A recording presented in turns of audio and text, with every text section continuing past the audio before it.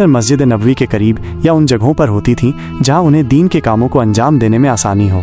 ये मुमकिन है कि सैयदना बिलाल रज़ी अल्लाह ताला अन्हु भी मदीना मुनव्वरा में मस्जिद नबवी के आसपास ही कहीं रहते हों, ताकि उन्हें अजान देने और दीगर ज़रूरी कामों को अंजाम देने में दुश्वारी न हो। तारीख़ की किताबों में उनकी ज़िंदगी के अहम वाक़यात, उनकी फ़जीलत और रसूल करीम सल्लल्लाहु अलैहि वसल्लम से उनकी मोहब्बत के बेशुमार किस्से मौजूद हैं। ये भी मुमकिन है कि उन्होंने अपनी ज़िंदगी का काफ़ी हिस्सा सफ़र में गुजारा हो, ख़ास तौर पर फुतूहात के दौरान। रसूल करीम सल्लल्लाहु अलैहि वसल्लम के विसाल के बाद जब मुसलमानों ने शाम और दीगर इलाकों को फतह किया तो सैयदना बिलाल रज़ी अल्लाह ताला अन्हु भी इन मुहिमों में शरीक रहे। रिवायतों के मुताबिक उन्होंने हज़रत उमर फ़ारूक रज़ी अल्लाह ताला अन्हु के दौरे खिलाफत में शाम में सुकूनत इख्तियार कर ली थी और वहीं उनका विसाल हुआ है। उनकी ज़िंदगी का अहम पहलू रसूल करीम सल्लल्लाहु अलैहि वसल्लम से उनकी बेमिसाल मोहब्बत, इस्लाम के लिए उनकी कुर्बानियाँ और अजान के ज़रिए लोगों को अल्लाह की तरफ बुलाने की उनकी खिदमत है।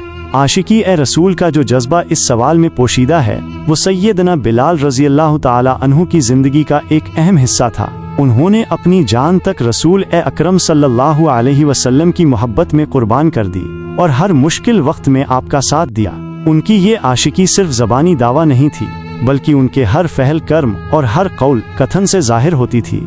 आज भी जब सैयदना बिलाल रज़ी अल्लाह ताला अन्हु का जिक्र आता है तो मुसलमानों के दिलों में उनके लिए अजीम एहतराम और मोहब्बत पैदा होती है। उनकी ज़िंदगी ईमान वालों के लिए एक बेहतरीन नमूना है कि किस तरह अल्लाह और उसके रसूल की मोहब्बत में सब कुछ कुर्बान किया जा सकता है और किस तरह मुश्किल हालात में भी अपने ईमान पर कायम रहा जा सकता है। उनका मकाम इतना बुलंद है कि उनका जिक्र ही दिलों को सुकून और ईमान की ताकत बख्शता है। उनकी ज़िंदगी हमें ये सबक देती है कि असली घर तो आखिरत का घर है और दुनिया में इंसान जिस तरह अल्लाह और उसके रसूल की रज़ा हासिल करता है वही उसकी असली कामयाबी है। इसलिए आशिक़ी रसूल सैयदना बिलाल रज़ी अल्लाह ताला अन्हु का मकान के सवाल का जवाब यही है कि पूरी ज़िंदगी आशिक़ी रसूल सल्लल्लाहु अलैहि वसल्लम से मामूर थी और यही उनकी सबसे बड़ी पहचान और सबसे अजीम मकाम है। उनकी यादें और उनके कारनामे हमेशा मुसलमानों के दिलों में जिंदा रहेंगे।